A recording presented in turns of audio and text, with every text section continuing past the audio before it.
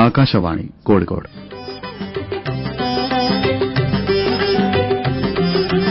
സാഹിത്യരംഗം.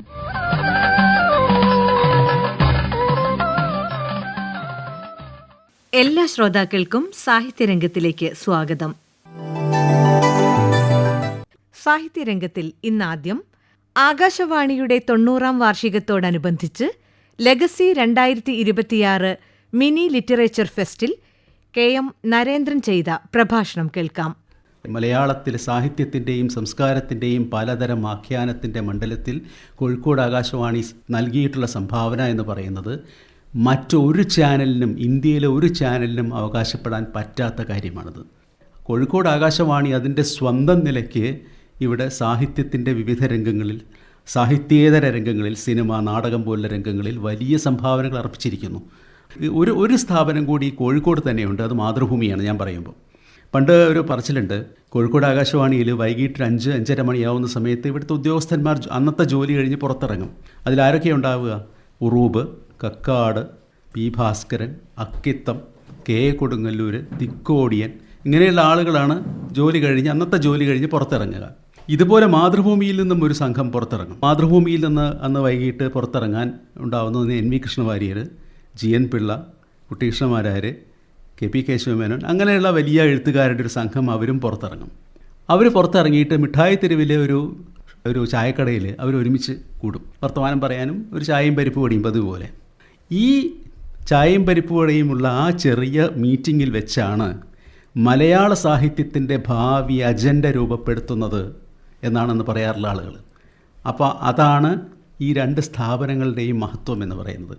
ഇപ്പോൾ നമ്മുടെ മലയാളത്തിലെ കവിതയിലെ ആധുനികത എന്ന് പറഞ്ഞ ഒരു ദശ 1960കളുടെ തുടക്കത്തിലാണ് തുടങ്ങിയതെങ്കിലും 50കളുടെ അവസാനം തൊട്ട് ആധുനികതയുടെ ആദ്യ കിരണങ്ങൾ നമ്മൾ കണ്ടു തുടങ്ങിയിരുന്നു. 1950കളുടെ അവസാനം തൊട്ട് ആരായിരുന്നു അതിന് മുമ്പിൽ നിന്നിരുന്നത്? പ്രധാനമായും മാതൃഭൂമിയിലെ NV കൃഷ്ണവാര്യരും കോഴിക്കോട് ആകാശവാണിയിലെ അക്കിത്തവുമായിരുന്നു. അവരിലാണ് നമ്മൾ ആധുനികതയുടെ ആദ്യ കിരണങ്ങൾ നമ്മൾ കാണുന്നത്. അതിനുശേഷം അതിൻ്റെ ഏറ്റവും പുഷ്കലമായ ജ്വലിക്കുന്ന രൂപം കണ്ടത് NN കക്കാടിലാണ്. അതിലാണ് ശുദ്ധമായ ആധുനികതയുടെ അതിൻ്റെ അത്യുഗ്രമായ തേജസ് നമ്മൾ കാണുന്നത്. ആധുനികത, അതിൽ അഡൾട്രേഷൻ ഒന്നുമില്ല. അയ്യപ്പ പണിക്കരുടെ കവിതയിലൊക്കെ ആണെങ്കിൽ ഒരു 55% റൊമാൻറ്റിക് കവിതയാണത്, അല്ലാന്നാരും പറയില്ല. അതിനുശേഷം ലേറ്റർ മോഡേണിറ്റി എന്ന് പറയുന്ന ആ ഒരു ഭാഗം നമ്മൾ കാണുന്ന ഒരു കവി ഇവിടെ പണ്ടുണ്ടായിരുന്ന നമ്മുടെ കൂടെയൊക്കെ ജോലി ചെയ്തിരുന്ന ഉദയഭാനുവിലാണ്. P. ഉദയഭാനുവിൻ്റെ കവിത വേണ്ടത്ര നമ്മൾ ശ്രദ്ധിക്കപ്പെടാതെ പോയി എന്നുള്ളത് വേറെ കാര്യം. പക്ഷേ അദ്ദേഹത്തിലാണ് ഈ ലേറ്റർ മോഡേണിറ്റി കാണുന്നത്. അപ്പോൾ ഈ ആധുനികത എന്ന് പറയുന്ന ഒരു പ്രസ്ഥാനം ഇങ്ങനെ 3 പേരുടെ കയ്യിൽ, അതായത് അക്കിത്തം, പിന്നീട് കക്കാട്, ഏറ്റവും അവസാനം P. ഉദയഭാനു, ഏറ്റവും ചുരുങ്ങിയത് ഈ 3 പേരുടെ കയ്യിൽ വളരെ ഭദ്രമായി നിന്നിരുന്നു. ഇനി മലയാളത്തിലെ നോവൽ സാഹിത്യം, ഈ നോവൽ സാഹിത്യത്തിലെ മനുഷ്യ മനസ്സിൻ്റെ അഗാധതകളിലേക്ക്, ജീവിതത്തിൻ്റെ ഏറ്റവും ആഴമുള്ള പ്രഹേളികളിലേക്ക്, നമുക്ക് തീർക്കാൻ പറ്റാത്ത പ്രഹേളികളിലേക്ക് ചുഴിഞ്ഞിറങ്ങിപ്പോയ ഒരു രീതിയായിരുന്നു ഡോസ്റ്റോവ്സ്കിയുടെ. അതാണ് നോവൽ സാഹിത്യത്തിൽ അദ്ദേഹത്തോളം ആരും പോയിട്ടുണ്ടെന്ന് എനിക്ക് തോന്നുന്നില്ല, ലോക സാഹിത്യത്തിൽ തന്നെ പോയിട്ടുണ്ടെന്ന് തോന്നുന്നില്ല. അതിനൊക്കെ തുല്യമായിട്ട് ഇവിടെ അതേ പ്രവൃത്തി ചെയ്ത ഒരു വ്യക്തി ഉറൂബ് തന്നെയാണ്. അതിനനുസരിച്ച് അദ്ദേഹത്തിൻ്റെ നോവൽ ഗദ്യത്തിന് മുറുക്കവും കൊടുത്തു. കാരണം അത്ര ഗൗരവം പിടിച്ച ഒരു ഗദ്യം അദ്ദേഹത്തിന് വേണ്ടി വന്നു. കാരണം അങ്ങനെയുള്ള പ്രശ്നങ്ങളാണ് അദ്ദേഹം കൈകാര്യം ചെയ്യുന്നത്. സുന്ദരികളും സുന്ദരന്മാരായാലും ശരി, ഉമ്മാച്ചു ആയാലും ശരി, മറ്റ് കഥകളിലായാലും ശരി, വളരെ ദീർഘവും വളരെ ആഴമുള്ളതും എളുപ്പത്തിൽ സോൾവ് ചെയ്യാൻ പറ്റാത്തതുമായ പ്രശ്നങ്ങൾ, മനുഷ്യൻ്റെ പ്രശ്നങ്ങൾ, അത് വ്യക്തിപരമായ പ്രശ്നമാവാം, ഒരു കാലത്തിൻ്റെ പ്രശ്നമാകാം, അങ്ങനെയുള്ള ഒരുപാട് വലിയ ആഴങ്ങളിലേക്ക്. ഇതിന് നേർ വിപരീതമായിട്ടുള്ള ഒരു വഴിയും മലയാള നോവൽ സാഹിത്യത്തിലുണ്ട്. അത് ബഷീർ മാഷ് നമ്മൾ കൊണ്ടുവന്നതാണ്. ഇപ്പോൾ സുന്ദരികളും സുന്ദരന്മാരും എങ്ങനെയാണോ അതിന് നേരെ വിപരീതമാണ് ഇപ്പോൾ പാത്തുമ്മയിലാടോ, അല്ലെങ്കിൽ അത് എല്ലാം ലൈറ്റായിട്ട് എടുക്കുന്ന ഒരു രീതിയാണിത്. അങ്ങനെയും ജീവിതത്തെ സമീപിക്കാം, അങ്ങനെ പലതരത്തിൽ സമീപിക്കാം. എന്തായാലും ഈ ഡോസ്റ്റോവ്സ്കിയുടെ ഈ ഒരു രീതി ഇവിടെ മലയാളത്തിൽ അത് ഏറ്റവും കഠിനമായി കൊണ്ടുവന്നത് ആരാണെന്ന് ചോദിച്ചാൽ ഞാൻ പറയുന്നത് ഉറൂബ് തന്നെയാണ്. ഈ ഉറൂബിന് തുല്യമായിട്ട് പിന്നെ അതിൻ്റെ തുടർച്ച കാണണമെന്നുണ്ടെങ്കിൽ വീണ്ടും നമ്മൾ മാതൃഭൂമിയിലേക്ക് പോകണം, MT വാസുദേവൻ നായരിലേക്ക്. ഇങ്ങനെ ഈ 2 സ്ഥാപനങ്ങളുടെ ഒരു കൂട്ടായ്മ എന്ന് പറയുന്നത് അന്ന് മലയാള സാഹിത്യത്തെ അങ്ങേയറ്റം പുഷ്കലമാക്കിയിട്ടുണ്ട്. ചിലർ തീരെ ശ്രദ്ധിക്കപ്പെടാതെയും പോയിട്ടുണ്ട്. അതിലൊരാളാണ് നമ്മുടെ KA കൊടുങ്ങല്ലൂരൻ. അതിന് കാരണം എന്താണെന്ന് വെച്ചാൽ അദ്ദേഹത്തിൻ്റെ പ്രധാനപ്പെട്ട കോൺട്രിബ്യൂഷൻ എന്ന് പറയുന്നത് ഏതിലാണ് എന്ന് ചോദിച്ചാൽ ഒന്ന് നിറഞ്ഞ പാണ്ഡിത്യത്തിലാണ്. സ്വന്തം അഭിപ്രായ സ്ഥൈര്യത്തിലാണ്. കോഴിക്കോട് ആകാശവാണിയിൽ അദ്ദേഹം ചെയ്തത് ചിത്രീകരണം എന്നൊരു വിഭാഗത്തിലായിരുന്നു. പക്ഷേ ചിത്രീകരണം എന്ന് പറയുന്നത് ആകാശവാണിക്ക് ഉള്ളിലുള്ള പോലെ പുറമേ ഒരു സ്റ്റേജിലോ ഒന്നും കാണില്ല. സ്വാഭാവികമായിട്ടും ഈ കെ കൊടുങ്ങല്ലൂരിൻ്റെ ആ ഒരു പ്രാഗൽഭ്യം മുഴുവൻ, അതിൽ അദ്ദേഹം വരുത്തിയ നൂതന സങ്കേതങ്ങളൊക്കെ തന്നെ ആകാശവാണിയുടെ പ്രക്ഷേപണത്തിനുള്ളിൽ ഒതുങ്ങി നിന്നു. അത് പുറമേക്ക് പോയില്ല. ഇതൊരു വലിയ ഡ്രോബാക്കായി മാറി. അദ്ദേഹത്തിൻ്റെ പ്രാഗൽഭ്യമില്ലാഞ്ഞിട്ടില്ല, അദ്ദേഹത്തിൻ്റെ മാധ്യമം പുറമേക്ക് കൂടി വരാത്തതിൻ്റെ ഒരു പ്രശ്നമായിട്ടും. പിന്നെ ആ വ്യക്തിയതെ നമുക്കറിയാം, വളരെ അടഞ്ഞ് ആരോടൊന്നും സംസാരിക്കാത്തൊരു നിശബ്ദ വ്യക്തിയാണ് എന്നതുകൊണ്ട് കൂടിയാണ്. അപ്പം അങ്ങനെ നോക്കുന്ന സമയത്ത് ഇവിടെയുള്ള വ്യക്തികളുടെ സംഭാവനകൾ അതുല്യം തന്നെയാണ്. അതുപോലെയാണ് ചലച്ചിത്ര സംഗീതത്തിൻ്റെ കാര്യത്തിലും, ലിറിക്ക് എഴുതുന്ന കാര്യത്തിലും, പാട്ട് അവതരിപ്പിക്കുന്ന കാര്യത്തിലും. അത് വേറൊരു രംഗമാണല്ലോ, അതിൻ്റെ ആഖ്യാനം എന്ന് പറഞ്ഞാൽ വേറൊന്നാണല്ലോ. ഇപ്പോൾ പി ഭാസ്കരനെക്കുറിച്ചും അല്ലെങ്കിൽ രാഘവ മാഷയെക്കുറിച്ചും നമുക്ക് ആരോടൊന്നും പറഞ്ഞു കൊടുക്കേണ്ട കാര്യമൊന്നുമില്ല അവരുടെ പ്രാഗൽഭ്യത്തെക്കുറിച്ച്. ഒരിക്കൽ ഒരു സ്റ്റേഷൻ ഡയറക്ടർ ഇവിടെ ഇരുന്നിട്ട്, അടുത്ത ഓണക്കാലത്തേക്ക് നമുക്കൊരു പ്രോഗ്രാം വേണം, അതിന് താൻ ലിറിക്ക് എഴുതണം എന്ന് പി ഭാസ്കരനോടും നിങ്ങളായിരിക്കണം എൻ്റെ സംഗീത സംവിധാനം എന്ന് രാഘവ മാഷോടും. ഇപ്പോൾ സ്റ്റേഷൻ ഡയറക്ടർ വിചാരിച്ചെന്ന് വെച്ചാൽ കുറച്ച് ദിവസം മുമ്പേ പറഞ്ഞു വെച്ചാൽ കാര്യം നടക്കുമല്ലോ. ആയിക്കോട്ടെ, ചെയ്യാമെന്ന് പറഞ്ഞു. അത് കഴിഞ്ഞ ഉടനെ തന്നെ എന്നാൽ നമുക്കൊരു ചായ കുടിച്ച് വരാം എന്ന് പറഞ്ഞ് രാഘവ മാഷയും കൂട്ടിയിട്ട് പി ഭാസ്കരൻ ഒരു ചായ കുടിക്കാൻ പോയി. അവർ തിരിച്ചു വന്നു. തിരിച്ചു വന്ന് മേശപ്പുറത്തിരുന്ന് ആ ഇരിപ്പിലിരുന്നിട്ട് 2 കവിത അപ്പോൾ എഴുതി കൊടുത്തു, ലിറിക്സ്. അത്രയും നേരം അതൊരു ചായ കുടിക്കുന്ന സമയത്ത് അദ്ദേഹത്തിൻ്റെ തലച്ചോറിൽ ആ 2 ലിറിക്സും എഴുതി കഴിഞ്ഞിരുന്നു. നല്ല വരികളുമായിരുന്നു അത്, ഓണക്കാലത്തെക്കുറിച്ചുള്ള നല്ല വരികൾ. എന്നാൽ നമുക്കിതിൻ്റെ ട്യൂണും നോക്കാമെന്ന് പറഞ്ഞ് രാഘവ മാഷ് പി ഭാസ്കരനെയും കൊണ്ട് സ്റ്റുഡിയോയിലേക്ക് എത്തി. അപ്പം അവിടെ വെച്ച് 1/2 മിനിറ്റ് കൊണ്ട് ഇതിൻ്റെ ഫൈനൽ ഷേപ്പ്, അതിൻ്റെ കോമ്പസിഷൻ്റെ ഫൈനൽ ഷേപ്പ് ആയിരിക്കുന്നു. ഇത്ര സ്പീഡിലാണ് അവർക്കന്ന് ചെയ്യാൻ പറ്റുമായിരുന്നത് എന്ന് അതിനർത്ഥം അവരുടെ പ്രതിഭയെയാണ് സൂചിപ്പിക്കുന്നത്. ആലോചിച്ച് പിടിച്ച ഓരോ സംഗതികളും ഇമ്പോർട്ട് ചെയ്ത് കൊണ്ടുവരേണ്ട കാര്യമൊന്നുമില്ല. They could do it's instantaneously. അതിൻ്റെയും പിൽക്കാല തലമുറ എന്ന് പറയാവുന്ന PS നമ്പീശൻ, രവീന്ദ്രനാഥ ടാഗോർ തൻ്റെ വസന്തരഥത്തിൽ യാത്ര ചെയ്യുകയാണ്. അത് കണ്ട് മതിമറന്ന് നിൽക്കുന്ന ജനങ്ങൾ ഒരുമിച്ചെഴുതിയ കവിത പോലെയാണ് ഇത് എഴുതിയിട്ടുള്ളത്. രവീന്ദ്ര കവീന്ദ്ര രഥാരൂഢ നിൻ്റെ വസന്തപ്രയാണം ഇതാ ഞങ്ങൾ കണ്ടു. ആ അത്ഭുത രസത്തിൽ ജനങ്ങൾ ഒന്നിച്ചൊരു കവിത എഴുതി എങ്ങനെയിരിക്കും? അങ്ങനെയാണ് അതിൻ്റെ വരികൾ. ടാഗോറിൻ്റെ ഒരു വരി എന്ന് പറയുന്നത്, താജ്മഹൽ എന്നത് കാലത്തിൻ്റെ കവിൾത്തട്ടിൽ വീണ കണ്ണുനീർ തുള്ളിയാണ് എന്നൊരു ടാഗോറിൻ്റെ വരിയാണത്.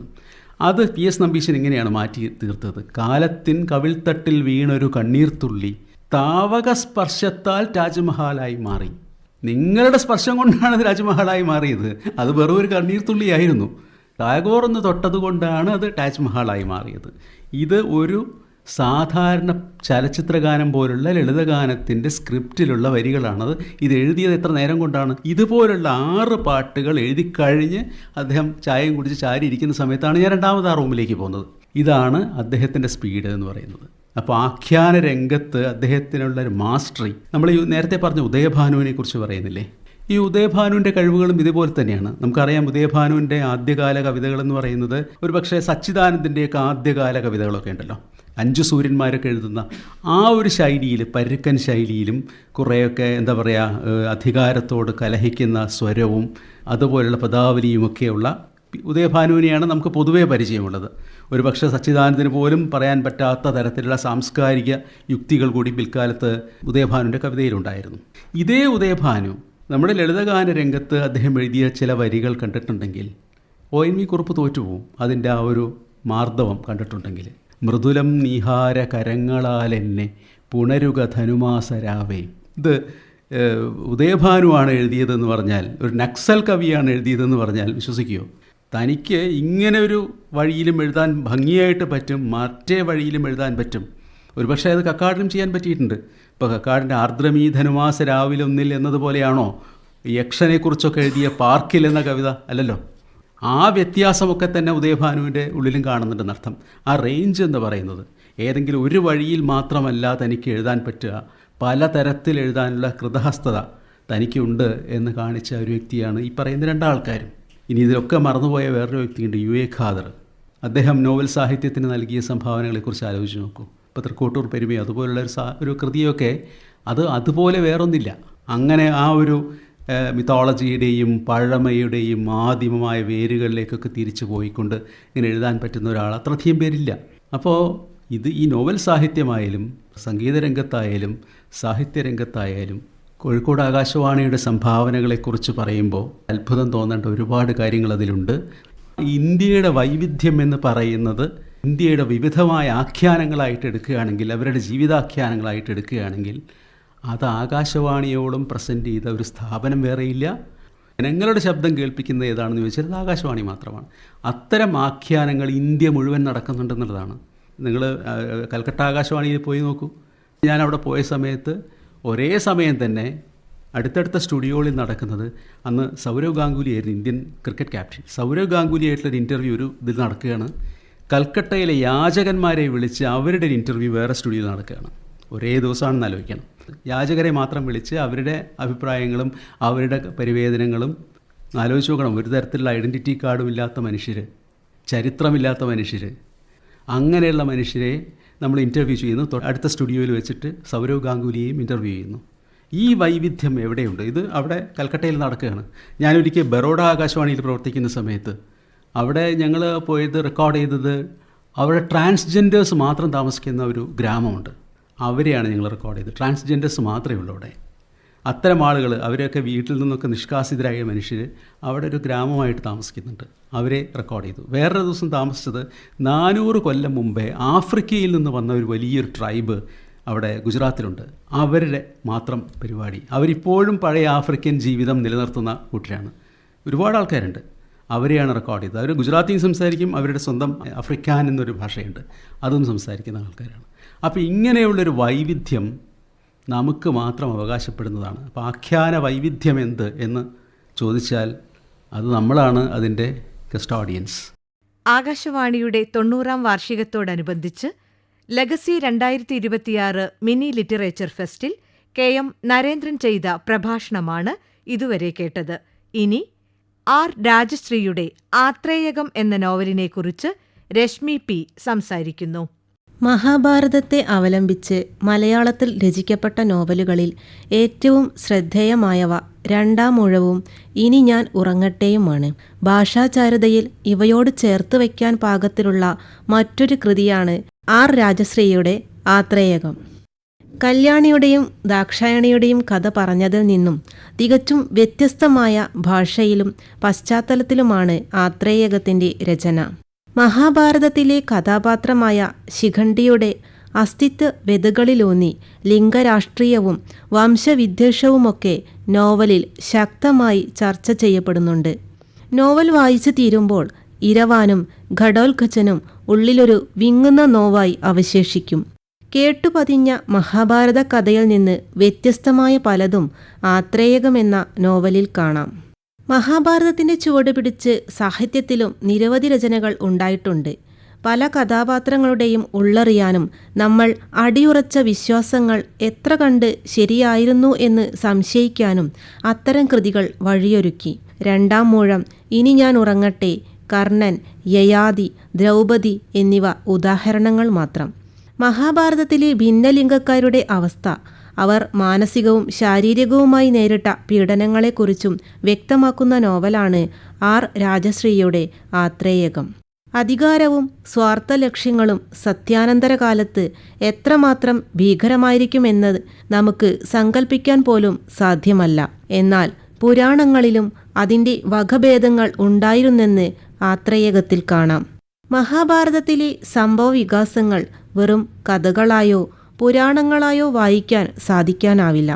നിഗൂഢ ലക്ഷ്യങ്ങളും നിക്ഷിപ്ത താൽപ്പര്യങ്ങളും അധികാരമോഹങ്ങളും സ്പഷ്ടമായി തുന്നിച്ചേർത്ത സമകാല ആഖ്യാനമാണ് ആത്രേയകമെന്ന് തെളിയിക്കുന്നു. നിരമിത്രന്റെ ജീവിതചക്രമാണെങ്കിൽ കൂടിയും മഹാഭാരതത്തിലെ സ്ത്രീകളുടെയും കുട്ടികളുടെയും ദുരിതാവസ്ഥകളും കുടിയൊഴിക്കലിന്റെ ഭീകരാവസ്ഥയും പലായനത്തിന്റെ വേദനയുമടങ്ങുന്ന രാഷ്ട്രീയ ആഖ്യാനമാണ് ആത്രേയകം.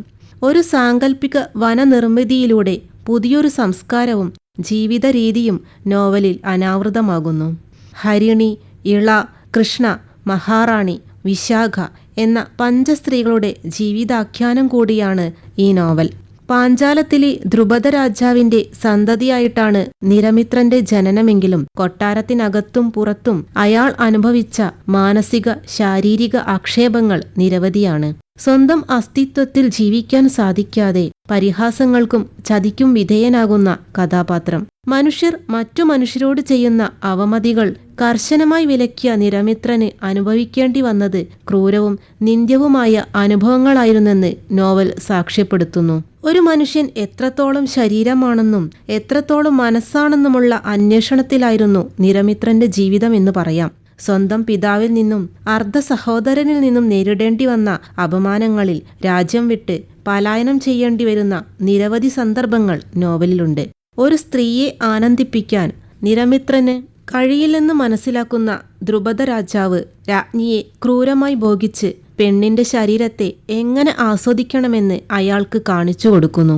രാജ്യ സുഖസൗകര്യങ്ങളെല്ലാം ഉപേക്ഷിച്ച് ശരീരത്തിനും മനസ്സിനുമേറ്റ മുറിവുകളുമായാണ് നിരമിത്രൻ ആത്രേയകമെന്ന വനത്തിലെത്തുന്നത്. ആത്രേയകത്തിലെ നിർണായക കഥാപാത്രമാണ് ഹരിണി. ഗണിക സ്ത്രീയായിരുന്ന ഹരിണി ഒരു സമയത്ത് ദ്രുപദ രാജാവിന്റെ മഹാറാണിയായി അധികാരമേൽക്കുന്നു. മക്കളായ ദൃഷ്ടന്റെയും കൃഷ്ണയുടെയും സാന്നിധ്യവും ഇടപെടലും രാജഭരണത്തിന് അനിവാര്യമായിരിക്കെ ഹരിണി തന്റെ സാമർഥ്യം വിനിയോഗിക്കുന്നു. പുരുഷൻ എക്കാലവും പ്രണയത്തോടെ പിന്തുടരുമെന്ന് കരുതി സ്വന്തം ഇഷ്ടങ്ങളും ആവശ്യങ്ങളും പറയാതിരിക്കുന്ന സ്ത്രീകൾ വിഡ്ഢികളാണെന്ന ഉപദേശവും ഹരിണി ലോകത്തിന് സമർപ്പിക്കുന്നുണ്ട്. മികച്ചൊരു അവസരം വന്നപ്പോൾ അവർ അത് കൃത്യമായി ഉപയോഗിച്ചു. മകൻ യുവരാജാവുകയും ഗണികസ്ത്രീ എന്ന നിലയിൽ നിന്നും മഹാറാണി എന്ന നിലയിലേക്കുള്ള സ്ഥാനമാറ്റവും അവർക്ക് ലഭിച്ചു. എന്നാലും രാജാവിന്റെ ആദ്യ ഭാര്യയുടെ രോഗാവസ്ഥയിൽ ദുഃഖിക്കുകയും അവരുടെ മരണത്തിന് ശേഷം മാനസാന്തരം സംഭവിക്കുകയും ചെയ്യുന്ന ഹരിണി എന്ന സ്ത്രീയെ തുടർന്ന് നോവലിൽ കാണാം. വിവാഹിതയാകാനൊരുങ്ങുന്ന കൃഷ്ണയോട് ഹരിണി ഉപദേശിക്കുന്ന ചില സംഗതികളുണ്ട്. ആരിൽ നിന്നാണെങ്കിലും ആനന്ദത്താൽ പരിചരിക്കപ്പെടാൻ സ്ത്രീ ശരീരത്തിന് അവകാശമുണ്ട്. ഏതു സാഹചര്യത്തിലും ഒരു ജീവിയുടെ ആനന്ദത്തെ നിഷേധിക്കാൻ ആർക്കും അവകാശമില്ല. കുറ്റബോധത്തിൻ്റെയോ ആത്മനിന്ദയുടെയോ പിടിയിൽ വീണുപോകാതെ നിനക്കൊപ്പമുള്ളയാൾ ആരായാലും നിന്നെ ആനന്ദിപ്പിക്കുവാൻ കഴിവുള്ളവനാകണം. സമകാല വിവാഹാനന്തര കുടുംബ വ്യവസ്ഥയുമായി ചേർത്ത് വയ്ക്കാവുന്ന ഉപദേശമാണിത്. ഏതൊരു പെണ്ണിനും സ്വന്തം ശരീരത്തിലും മനസ്സിലും ആനന്ദം കണ്ടെത്താനും തന്നെ ആനന്ദിപ്പിക്കാൻ കഴിയുന്നവനോടൊപ്പം ജീവിക്കാനുള്ള സ്വാതന്ത്ര്യവുമുണ്ടെന്ന ബോധമാണ് ഹരിണി നൽകുന്നത്. ആത്രേയകത്തിലെ ചികിത്സകയായ ഇള, കൊട്ടാരത്തിലെ ഗണിക വിശാഖ എന്നിവർ നോവലിൽ ശ്രദ്ധേയമായ സാന്നിധ്യമായി നിറഞ്ഞു നിൽക്കുന്നുണ്ട്. തങ്ങളുടെ ജീവിതം സേവനത്തിനുള്ളതാണെന്ന പൂർണ്ണബോധ്യത്തോടെ സ്വയം സമർപ്പിച്ചാണ് അവർ ജീവിക്കുന്നത്. ചൂടകന്റെ ചികിത്സാ രഹസ്യങ്ങളും രീതികളും പേരക്കുട്ടിയായ ഇളയ്ക്ക് കിട്ടുന്നു.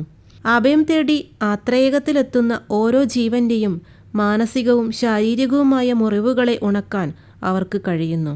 വനത്തിൽ നിന്നും കൊട്ടാരത്തിലെത്തി കൃഷ്ണയുടെ ശരീര സംരക്ഷണ ചുമതല ഏറ്റെടുക്കുമ്പോഴും ഒരു ശരീരത്തെ സംരക്ഷിക്കുക എന്ന പ്രതിബദ്ധതയാണ് ഇള കാത്തു സൂക്ഷിക്കുന്നത്. വനത്തെ മറന്ന് കൊട്ടാരത്തിൽ അഭിരമിച്ചവളെന്ന കുറ്റപ്പെടുത്തലുകൾ കേൾക്കേണ്ടി വന്നിട്ടും തന്നെ ആശ്രയിക്കുന്നവരെ ഉപേക്ഷിക്കാൻ ഇളയ്ക്ക് കഴിയുന്നില്ല.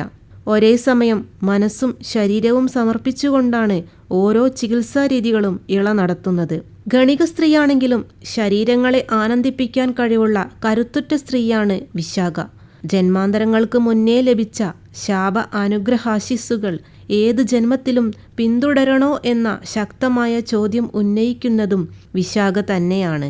ഒരേ സമയം നിരമിത്രൻ്റെയും ദശാർണ രാജകുമാരിയുടെയും സഖിയായും അതിലുപരി അവരുടെ മനസ്സറിയാനും കഴിയുന്നത് വിശാഖയ്ക്ക് മാത്രമാണെന്ന് നോവലിൽ കാണാം. കേട്ടുപഴകിയ കഥകളിൽ നിന്നും ഭിന്നമാണ് നോവലിൽ കൃഷ്ണയുടെ ജീവിതം. സഹോദരൻ ദൃഷ്ടന്റെ അധികാരധുര മൂലം സ്വന്തം ജീവിതം കൊണ്ട് പകിട കളിക്കേണ്ടി വന്നവൾ. സ്വയംവര മണ്ഡപത്തിൽ വെച്ച് കർണനെ സൂതപുത്രനെന്ന് വിളിച്ച് അപമാനിക്കുന്നതും അതേ ദൃഷ്ടന്റെ ആവശ്യപ്രകാരമായിരുന്നെന്ന് നോവൽ തെളിയിക്കുന്നു.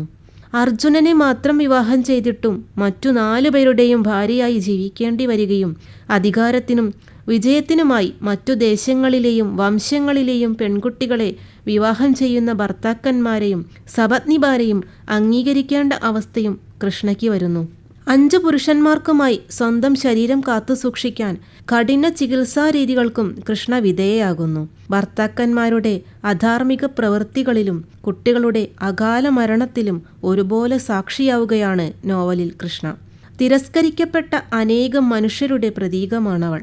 പരിചരിക്കപ്പെടാൻ ഏറെ അർഹത ഉണ്ടായിട്ടും തിരസ്കരിക്കപ്പെട്ടവൾ. അകത്തും പുറത്തുമുള്ള അനന്തമായ യുദ്ധങ്ങളിലേക്ക് സ്വയംവരത്തിലൂടെ വലിച്ചെറിയപ്പെട്ട കൃഷ്ണയ്ക്കു വേണ്ടിയാണ് നിരമിത്രൻ അവസാന യുദ്ധത്തിന് തയ്യാറെടുക്കുന്നത്. ആത്രേയകത്തിലെ വേദനിപ്പിക്കുന്നൊരു ഓർമ്മയാണ് ദ്രുപദ രാജാവിൻ്റെ മഹാറാണി. പ്രസവിച്ച കുഞ്ഞിൻ്റെ അസ്തിത്വത്തെ ചോദ്യം ചെയ്യുന്ന നിരവധി അവസരങ്ങളെ അഭിമുഖീകരിക്കേണ്ടി വന്ന അമ്മയാണവർ. സ്വന്തം ഭർത്താവിനാൽ മകൻ്റെ മുന്നിൽ വച്ച് വന്യമായ രീതിയിൽ ലൈംഗിക ആക്രമണത്തെ നേരിട്ട മഹാറാണിക്ക് പിന്നീട് ദുരന്തത്തിൻ്റെ മുറിവ് ശരീരത്തിലും മനസ്സിലും പേറി ജീവിക്കേണ്ടി വന്നു. രാജ്യത്ത് നിന്നും നിഷ്കാസിതനായ നിരമിത്രൻ്റെ ഓർമ്മയുമായി പിന്നീടവർ ശയ്യാവലംബയാകുന്നു. സപത്നിയായി എത്തുന്ന ഹരിണിയെയും അവരുടെ മക്കളെയും അംഗീകരിക്കാനും മഹാറാണി മടിക്കുന്നില്ല. ധ്രുവന്റെ സകലമാന ക്രൂരതകൾക്കും സാക്ഷിയാകുകയും ജീവിതവും മരണവും ശവസംസ്കാരവും വരെ തീവ്ര വൈകാരിക ഭാവത്തോടെ ദർശിക്കാവുകയും ചെയ്യുന്ന കഥാപാത്രമാണ് മഹാറാണി. നോവലിലെ ഏറ്റവും പ്രാധാന്യമുള്ള പ്രദേശമാണ് ആത്രേയകമെന്ന വനാന്തരം. നിർമ്മിത വനമേഖലയാണെങ്കിൽ കൂടിയും അതിൻ്റെ രീതികളും ശാന്തതയും എടുത്തു പറയേണ്ടതുണ്ട്. സ്വന്തം ഇടങ്ങളിൽ നിന്നും കുടിയൊഴിക്കപ്പെടുന്ന മനുഷ്യരും സംസ്കാരത്തിനായി എത്തുന്ന മൃതദേഹങ്ങളുമാണ് ആത്രേയകത്തിലെ അതിഥികളെന്ന് പറയാം. മുറിവേറ്റവർക്കും അശരണവർക്കും സ്വാന്തനമാകുന്ന ചികിത്സകൻ ചൂടകൻ, പേരക്കുട്ടി ഇള, സഹായികൾ എന്നിവർ ലോകത്തിന് പുതിയൊരു തത്വം തന്നെ പഠിപ്പിക്കുന്നു. രതിയിലും മൃതിയിലും ജീവൻ ആഗ്രഹിക്കുന്നത് സ്വച്ഛതയാണെന്നും ശരീരത്തിലെ ഒരു അവയവവും മറ്റൊന്നിനേക്കാൾ നിസ്സാരമോ സാരമോ അല്ലെന്നും മനുഷ്യൻ എന്നത് ഭൂമിയിലെ ദിവസങ്ങളും നിമിഷങ്ങളും ഓർമ്മകളും ശബ്ദങ്ങളും രുചികളും ബന്ധങ്ങളും നിറങ്ങളും സ്പർശങ്ങളും ആണെന്ന് ചൂടകൻ നിരമിത്രനെ മാത്രമല്ല ലോകത്തോട് മുഴുവൻ നൽകുന്ന ഉപദേശമാണ്. മനുഷ്യൻ എന്നത് എത്രത്തോളം ശരീരമാണെന്നും മനസ്സാണെന്നും ആത്രേയകത്തിൽ നിന്നാണ് നിരമിത്രന് വ്യക്തമാകുന്നത്. അങ്ങനെ ആത്രേയകമെന്ന പുണ്യഭൂമിക മറ്റൊരു കഥാപാത്രമായി നോവലിൽ നിറഞ്ഞു നിൽക്കുന്നു. ചുരുക്കത്തിൽ മഹാഭാരത ഇതിഹാസത്തെ മുൻനിർത്തിക്കൊണ്ട് അതിലെ പൊള്ളയായ ധാർമ്മിക ചിന്തകളെ പാടെ റദ്ദ് ചെയ്തും സത്യമെന്ന് ഉറച്ചു വിശ്വസിക്കുന്ന അനേകം കാഴ്ചപ്പാടുകളെ പൊളിച്ചെഴുതാൻ ആത്രേയകമെന്ന നോവലിന് കഴിഞ്ഞു എന്ന് പറയാം. ആർ രാജശ്രീയുടെ ആത്രേയകം എന്ന നോവലിനെക്കുറിച്ച് രശ്മി പി സംസാരിക്കുകയായിരുന്നു ഇതുവരെ. ഇനി സരസ്വതി ബിജു എഴുതി അവതരിപ്പിക്കുന്ന കവിതകൾ കേൾക്കാം. ആദ്യ കവിത ആകുലതകൾ. ഞാൻ ഇത്ര നേരത്തെ മരിക്കുമായിരുന്നെങ്കിൽ, അല്ലെങ്കിൽ ഒരൽപ്പം മുമ്പ് അറിഞ്ഞിരുന്നുവെങ്കിൽ അരി കഴുകി അടുപ്പത്തിട്ട് വെന്തളിഞ്ഞു പോകാൻ അനുവദിക്കില്ലായിരുന്നു. ഗ്യാസിന്റെ വില കണ്ട് നെറ്റിച്ചുളിക്കുന്ന മുഖത്ത് എങ്കിൽ ആശ്വാസം കാണുമായിരുന്നു. അകവും അടുക്കളയും തുടച്ച് ഫാനുകളും AC-യും വാഷിംഗ് മെഷീനും പ്രവർത്തിപ്പിച്ച് മുറ്റമടിക്കില്ലായിരുന്നു. അനന്തമായ കറണ്ട് ബില്ല് കണ്ട് പല്ലുറുമ്മി പിറുപിറുക്കുന്നത് എങ്കിൽ കുറയുമായിരുന്നു. മുറ്റമടിക്കുമ്പോൾ ചൂലിൻ്റെ താളം കേട്ടെത്തി നോക്കുന്ന അയൽപ്പക്കത്തേക്ക് കുറച്ച് കൊതിയും നുണയും ചിരിയും കൊടുത്തേനെ. മുറ്റത്ത് കാക്ക തൊടാതെ വാടുന്ന കൊപ്ര വെയിൽ ചായും മുന്നേ മഴ കൊള്ളാതെ അകത്തേക്കെടുത്തേനെ. മക്കളെത്തും മുമ്പ് സവാളയും പച്ചമുളകും അരിഞ്ഞ് ദോശയ്ക്ക് മുകളിലാക്കിയ പിസ റെഡിയാക്കിയേനെ. ഓഫീസ് കഴിഞ്ഞുള്ള പതിവ് കാപ്പിക്ക് ഇഷ്ടമുള്ള ഇലയട ഉണ്ടാക്കിയേനെ. അടുക്കളയിൽ വെട്ടി നന്നാക്കാൻ വെച്ച മീനുകൾ അടപ്പു തട്ടി പൂച്ച തിന്നില്ലായിരുന്നു. പഠിപ്പിക്കാനിറങ്ങുമ്പോൾ ചൂരൽപ്പിടിയാൽ ഇംഗ്ലീഷ് തേച്ച് അടിക്കില്ലായിരുന്നു. ആ നേരത്തെ കുഞ്ഞു കണ്ണിലെ നിസ്സഹായത കണ്ടില്ലെന്ന് നടിക്കില്ലായിരുന്നു. മക്കൾ ഉറങ്ങും വരെ കാത്തിരുന്ന് പതുക്കെ കൈവിരൽ കോർത്ത് പിടിച്ചമർത്തുമ്പോൾ എനിക്കുറങ്ങണമെന്ന് പറഞ്ഞ് തിരിഞ്ഞു കിടക്കില്ലായിരുന്നു. ആഡംബരങ്ങൾക്ക് നേരമുണ്ടായിട്ടും അതിർവരമ്പ് വെക്കില്ലായിരുന്നു. ഇനിയുമേറെ ബാക്കിയുണ്ട്. പൂർത്തിയാക്കാൻ പറ്റാത്തതിൽ മാപ്പു ചോദിക്കുന്നു. പുതിയൊരാൾക്ക് ഇടങ്ങളും ഇഷ്ടങ്ങളും കൈമാറാൻ ദിവസങ്ങൾ വേണ്ടിവരില്ല. എന്നാലും ഒന്നുമാക്കാതെ പോയതിലല്ല, ഒന്നിൽ മാത്രം ഒതുങ്ങി ഒന്നുമല്ലാതായവളുടെ സങ്കടപ്പറച്ചിലാണ്.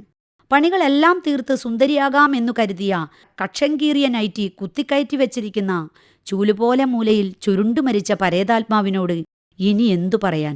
അതാവാം അകത്ത് വെള്ള പുതച്ച ശരീരം എടുക്കും മുമ്പ് 2 തുള്ളി കണ്ണീർ കണ്ണിൽ ബാക്കി വെച്ചത്. പ്രവാസി.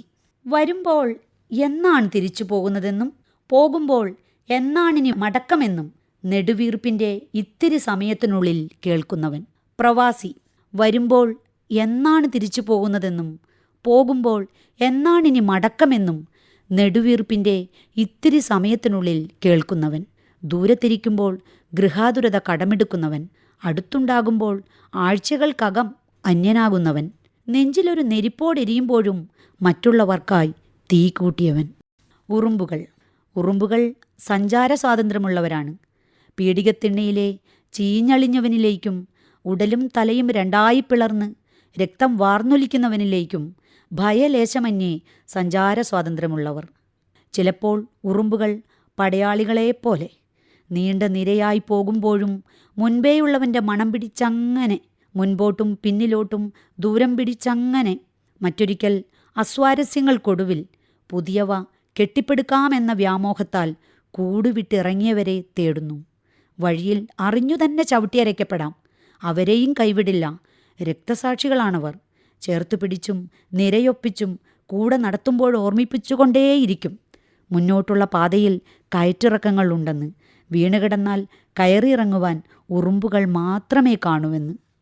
40 കഴിയുമ്പോൾ ഇനി എനിക്കൊരുങ്ങണം, കണ്ണാടി നോക്കണം, മുഖവും മിനുക്കണം, പാർലറിൽ പോകണം. ഇനി എനിക്കൊരുങ്ങണം, കണ്ണാടി നോക്കണം, മുഖവും മിനുക്കണം, പാർലറിൽ പോകണം. വഴിവക്കിലെങ്ങോ മറന്നൊരാ സ്വപ്നത്തെ തിരികെ വിളിച്ചെൻ്റെ മടിയിൽ കിടത്തണം. 40 കഴിഞ്ഞെന്നോ സാഗൂതം ചൊല്ലും നാൾക്കാരു കേൾക്കേ കോൾമയിർ കൊള്ളണം. 40 കഴിഞ്ഞെന്നോ സാഗൂതം ചൊല്ലും നാൾക്കാരു കേൾക്കേ കോൾമയിർ കൊള്ളണം. അമ്മിഞ്ഞ പാൽമണം മാറുന്ന നേരത്തു അമ്മയാം സ്നേഹം മാത്രമായി മാറണം. 10-18 വച്ച് കേട്ടൊരാ അരുതുകൾ ഓർമ്മയിൽ പൊതിയണം.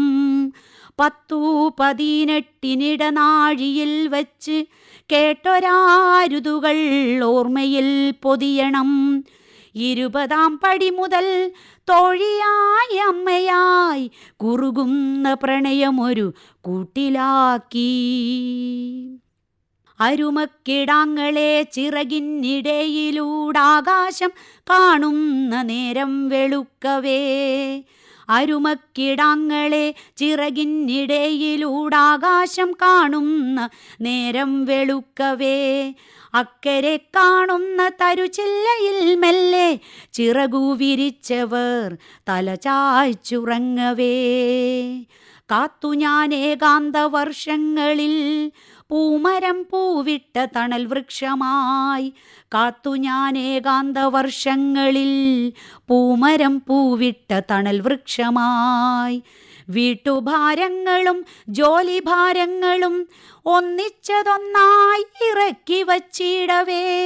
ഓർമ്മ പൊതിഞ്ഞൊരാ സ്വപ്നത്തെ ഞാനിന്നു തേനും വയമ്പും പുരട്ടിയെടുക്കവേ. പറ്റില്ല എന്നു പറയാൻ പഠിക്കട്ടെ, പറ്റില്ല എന്നു പറയാൻ പഠിക്കട്ടെ, മുഖമൊട്ടുമേൽപോട്ടുയർത്തിപ്പിടിക്കട്ടെ. ഒറ്റയ്ക്കു യാത്രകൾ പതിവാക്കിടട്ടെ, കൂട്ടിന്നു ഞാൻ മാത്രമാണെന്നുരയ്ക്കട്ടെ. മുടിയിഴയിൽ കാണുന്ന വെള്ളവരകളെ തഴുകുന്ന പക്വമാം ചിന്തകളാവട്ടെ. ഇനി എനിക്കുള്ളം തുറന്നു ചിരിക്കണം, ഇനി മുതൽ എന്നെ ഞാൻ സ്നേഹിച്ചിടട്ടെ. ഇനി എനിക്കുള്ളം തുറന്നു ചിരിക്കണം, ഇനി മുതൽ എന്നെ ഞാൻ സ്നേഹിച്ചിടട്ടെ. സരസ്വതി ബിജു എഴുതി അവതരിപ്പിച്ച കവിതകളോടുകൂടി ഇന്നത്തെ സാഹിത്യരംഗം സമാപിക്കുന്നു.